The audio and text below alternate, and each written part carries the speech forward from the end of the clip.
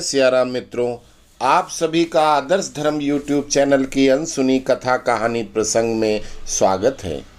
आज का विषय लिया गया है करवा चौथ व्रत। करवा चौथ व्रत सुहागिन स्त्रियां अपने पति की लंबी उम्र मिले इसलिए रखती हैं। बेसिकली यह व्रत बड़ों के आशीर्वाद प्राप्त करने एवं बड़ों को बायना देने का होता है। हमारे सनातन धर्म में अगर किसी ने कोई अनोखा कार्य किया या किसी देवता को अपनी तपस्या से विवश करके कराया तो हम सब उसके कार्य, उसकी तपस्या, उसकी लगन, विश्वास आदि को न देखकर सिर्फ परिणाम को देखते हैं और उसे ही भगवान बना देते हैं। जैसे बट सावित्री व्रत में सावित्री ने क्या किया, पति की सेवा कैसे करती थी। उसके पति सत्यवान, अपने नाम की तरह महान सत्यवादी, पत्नी परायण अर्थात एक पत्नी व्रतधारी थे। उनके गुणों को कोई नहीं अपनाता, बल्कि उन्होंने कोई पशु उनके पति के मृत शरीर को नुकसान न पहुंचाए इसलिए बट वृक्ष से बांध दिया और खुद यमराज के पीछे चली गई। तो हमने ये नहीं देखा वो कितनी बड़ी सती थी। उसको यमराज सहित उसके पति की आत्मा के बराबर दर्शन हो रहे थे। हमने क्या देखा कि बरगद के पेड़ में धागा लपेटा था तो हम भी लपेट देते हैं, हमारा पति दीर्घजीवी हो जाएगा। बट पूजा में सावित्री ने अपनी सास को बायना दिया था, उसमें फल, मिठाई, खाना, कपड़े और द्रव्य दिया था और पहले जमाने में ये परंपरा अपनाई गई थी, किंतु बाद में वो भी हटा दी। बस धागा लपेटो, माला बदलो, हो गई पूजा। बट सावित्री पूजा क्यों होती है जिसमें ब्रह्मा और देवी सरस्वती की पूजा होती है, ये कुछ लोग ही जानते हैं। इस विषय पर हमने असली बट सावित्री की कथा का वीडियो बनाया था जो ऊपर आई लिंक में देखा जा सकता है। इसी प्रकार करवा चौथ है। करवा चौथ है क्या? इस दिन किसकी पूजा की जाती है, क्यों की जाती है? पति की लंबी उम्र का वरदान कौन देता है?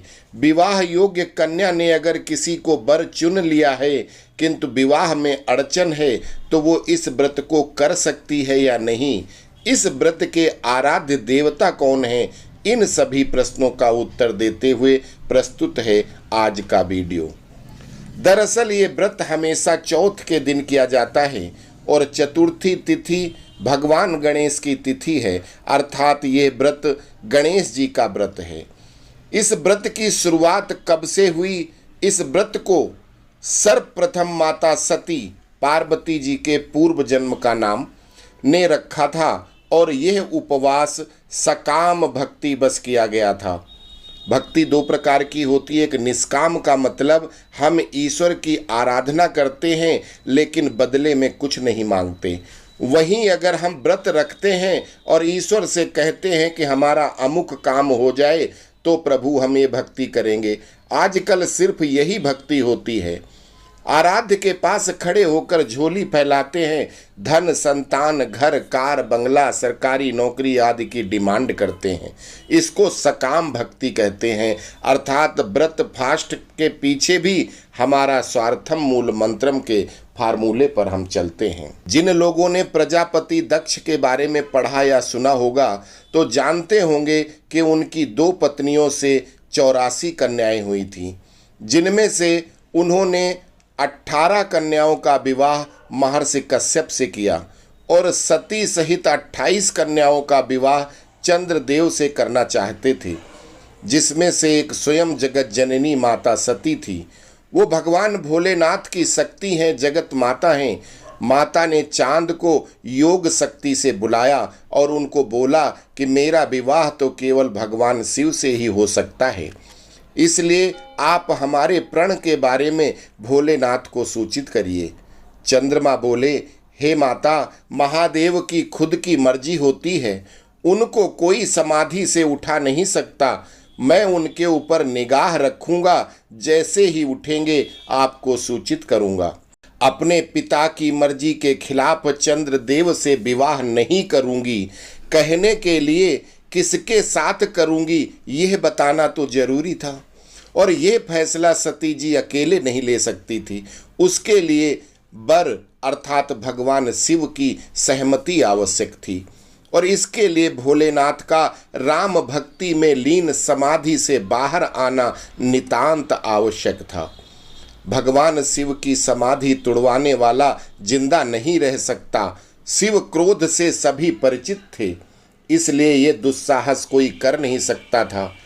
चंद्रदेव सिर्फ संदेश वाहक बन सकते थे, इसलिए भगवती सती ने आदि गणेश के महामंत्र ओम गं गणपतये नमः, ओम गं गणपतये नमः के मंत्रोच्चार के साथ निर्जला उपवास रखकर तपस्या प्रारंभ किया।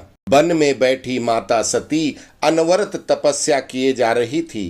कार्तिक माह की कृष्ण चतुर्थी को भगवान गणेश की प्रेरणा से जिनके राम नाम को स्वयं भोलेनाथ जाप कर रहे थे, उनकी प्रेरणा से भगवान शिव की समाधि टूट जाती है और वो राम राम कहकर अपने समाधि स्थल से खड़े होते हैं।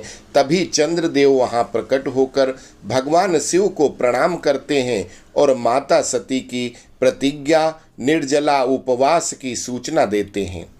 तब भगवान शिव चंद्रदेव को अपना संकल्प कि वो सती से ही विवाह करेंगे और चंद्रदेव को आदेशित करते हैं कि शीघ्र जाकर माता सती को सूचित करें और उनका उपवास खुलवाएं।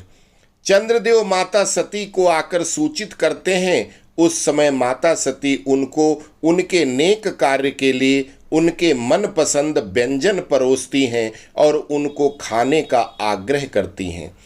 चंद्रदेव उनके आग्रह को स्वीकार करके दिए गए अर्घ को स्वीकार करते हैं। सती माता ने कहा कि निर्जला उपवास तो तभी टूटेगा जब महादेव स्वयं जल पिलाएंगे। उनके इस संकल्प को सुनकर अंतर्यामी भोलेनाथ वहां प्रकट होकर अपने हाथ से माता सती को जल पिलाते हैं। आगे की कथा में चंद्रदेव विवाह के लिए बारात लाते हैं, वहीं भगवान शिव अपने भूत प्रेत पिशाच ब्रह्म राक्षस शिवगण के साथ अपनी बारात लेकर पहुंचते हैं। दक्ष प्रजापति की असहमति के बाद भी माता सती ने शिव जी के गले में जयमाला डालकर विवाह किया और अजर अमर वर भगवान शिव को पति रूप में प्राप्त किया था।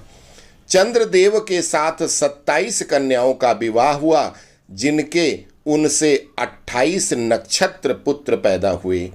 तो मित्रों, आपको शायद ये समझ में आ गया होगा कि निर्जला उपवास क्यों किया जाता है। क्योंकि प्रत्येक स्त्री चाहती है कि उसका पति भगवान शिव की तरह अजर अमर हो, उसकी आयु ज़्यादा से ज़्यादा हो।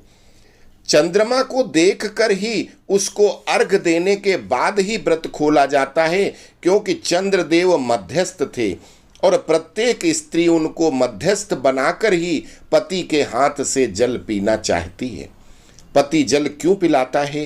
क्योंकि माता सती को भोलेनाथ ने पिलाया था। यह उपवास कार्तिक कृष्ण चतुर्थी को ही क्यों होता है? क्योंकि यही वो दिन है जिस दिन भगवान गणेश ने शिव जी की समाधि तुड़वाई और माता को वरदान दिया। कालांतर में भगवान शिव द्वारा माता सती को त्यागने के बाद जब वो राम नाम समाधिष्ट हो गए, तो माता जगदम्बा सती ने भगवान आदि गणेश की घोर तपस्या किया। आदि गणेश की आकाशवाणी हुई कि वरदान मांगो, तो उन्होंने परम ब्रह्म स्वरूप निराकार स्वरूप आदि गणेश को पुत्र रूप में मांग लिया। निराकार गणेश ने साकार गणेश के रूप में प्रकट होने का वरदान दिया और कालांतर में उनके अगले जन्म में माता पार्वती द्वारा निराकार गणेश को अपने वरदान की याद दिलाने पर वो माता के शरीर से निकले उबटन मैल से शरीर धारण कर श्री गणेश के रूप में प्रकट हुए और साकार रूप में भी उसी नाम से प्रस्थापित हुए। चतुर्थी तिथि गणेश जी की आराधना की तिथि है, अतः करवा चौथ उपवास के अधिष्ठाता देवता भगवान गणेश हैं। इस दिन को करवा चौथ क्यों कहा जाता है? कलश का मतलब भगवान गणेश से होता है। कल के वीडियो में हमने विस्तार से बताया था कि कलश में शरीर के पांचों तत्व आत्मा और परमात्मा का प्रतिनिधित्व होता है। उसी कलश को आपस में अदला बदली भी किया जाता है, क्योंकि इस अदला बदली से मृत्यु के देवता यमराज को दिग्भ्रमित किया जाता है कि अगर किसी का समय पूरा हो गया है और उसने अदला बदली कर दिया तो कलश पहचाने बिना वो उस पत्नी के पति के प्राण हरण नहीं कर सकते, इसलिए आपस में करवा बदले जाते हैं। करवा का मतलब कलश होता है। सर्गी प्रथा, आपने कथा में सुना होगा कि माता सती ने शिव से विवाह अपनी मर्जी से किया, जिससे उनके माता पिता नाराज थे।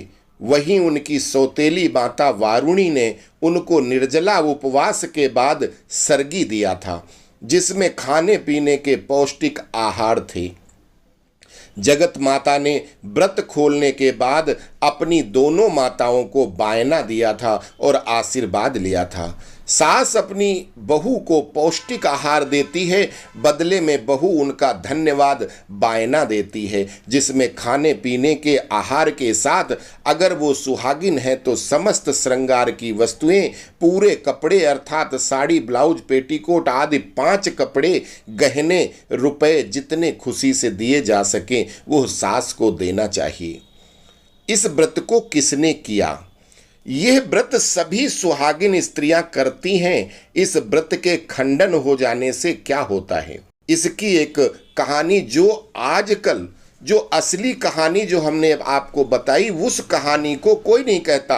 अब जो कहानी हम बता रहे हैं कि किसने किया, वो कथा आजकल की महिलाएं सुनती हैं। वो कथा इस प्रकार है। एक ब्राह्मण दंपत्ति थे जिनके 7 पुत्र थे और 1 पुत्री। पुत्री का नाम वीरमती था, लेकिन वो अपने 7 भाइयों के बाद पैदा हुई थी, इकलौती थी, अतः सबकी लाडली थी। उसका घर का नाम सताना था। सताना को उसके भाई भाभी, माता पिता सभी लाड़ करते थे, क्योंकि भाई बिना सताना को खिलाए कुछ भी नहीं खाते थे। समय चक्र घूमा, सताना बड़ी हो गई, उसका एक सुंदर ब्राह्मण पुत्र से विवाह हो गया। करवा चौथ का समय आया, उसका पहला मौका था, अतः वो मायके में ही थी और उसने भी भाभियों के साथ चौथ का व्रत रखा। निर्जला व्रत पहली बार सताना की हालत खराब थी। चांद का नामो निशान नहीं, सभी परेशान थे। जब सिर्फ अगला कर रहा है इसलिए मैं भी करूं, ऐसा होता है। अर्थात उनकी श्रद्धा और विश्वास नहीं, सिर्फ दिखावे का व्रत करते हैं। वो लोग ज्यादा भूखे होते हैं और शोर करते हैं। सताना बार बार कह रही थी कि चांद कब आएगा, भूख से मेरा हाल तो बेहाल है। यह सुनकर भाइयों से रहा नहीं गया। उन्होंने एक युक्ति निकाली। एक बड़ा सा दीपक जलाकर उसको छन्नी में लगाकर पेड़ पे रख दिया, जिसमें अंधेरी रात में छन्नी के छेद से रोशनी बिल्कुल चांद की किरणों सी दिख रही थी। और भाई बोले, देखो सताना, चांद तो निकल आया है, अपना व्रत खोल लो। सताना बड़ी खुश हुई। उसने फटाफट चांद को अर्घ दिए बिना भोजन कर लिया, जिसके कारण भगवान गणेश कुपित हो गए और उसका पति मरणासन्न हो गया। अब भाभियों ने उसको सारी बात बताई कि कैसा तेरा व्रत खंडित हुआ है। चतुर्थी का ना रखे तो अच्छा है, लेकिन व्रत रखकर अगर वो खंडित करे या मजाक बनाए तो गणेश जी उसको सजा अवश्य देते हैं। अब पछताए होत क्या, चिड़िया चुग गई खेत। अभी एक प्रथा बाकी थी और वो थी करवा अर्थात कलशों की अदला बदली। यमराज जी अपना यमदंड लेकर उसके पति को लेने के लिए खड़े हैं, लेकिन छोटी भाभी ने उसको सलाह दिया कि पति के मरने के पहले हम सभी अपने करवे अदला बदली कर देते हैं। और सभी मिलकर ऐसा करते हैं। 7 भाभियां और प्लस उसका 8 करवे इधर से उधर करके किसी को नहीं पता था कि कौन सा कलश किसका है। अतः मृत्यु के देवता चकरा रहे थे। सताना ने पूरे परिवार के साथ भगवान गणेश से माफी मांगी और प्रतिज्ञा किया कि वो पूरी जिंदगी जब तक जीवित रहेगी प्रत्येक चतुर्थी को विधि विधान से भगवान गणेश का व्रत रखेगी। और इस तरह भगवान गणेश प्रसन्न हो गए और उसका पति राम राम कहकर उठकर बैठ गया।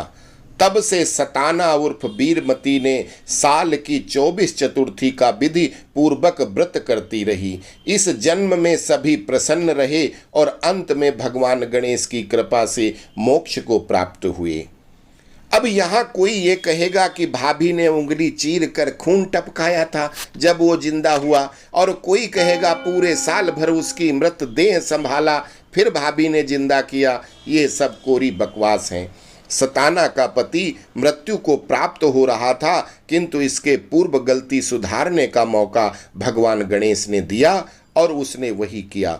भगवान ने उसके पति को जैसी लंबी उम्र दिया, ऐसे ही सभी के पतियों की लंबी उम्र की मैं भी कामना करता हूँ। अस्तु। जय सिया राम।